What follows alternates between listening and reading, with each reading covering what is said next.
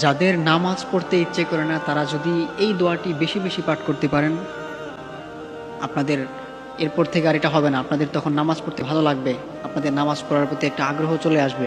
প্রিয় ভাইয়ের আমার, প্রিয় বন্ধুরা আমার, যাদের এই সমস্যাটা হয়, যাদের নামাজ পড়তে ভালো লাগে না, আল্লাহ তাআলা ইবাদত করতে ভালো লাগে না, মন চায় না, একবেলা নামাজ পড়লে আরেক বেলা পড়তে ভালো লাগে না, এরকমটা যদি হয়, আপনারা যদি এই দোয়াটা বেশি বেশি পাঠ করতে পারেন, তাহলে আপনাদের আর এই সমস্যাটা হবে না।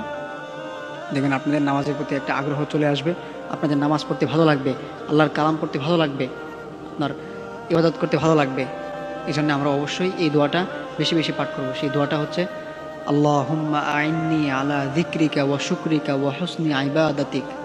আমি আবারও বলে দিচ্ছি দোয়াটা, আল্লাহুম্মা আইন্নি আলা যিকরিকা ওয়া শুকরিকা ওয়া হুসনি ইবাদাতিক।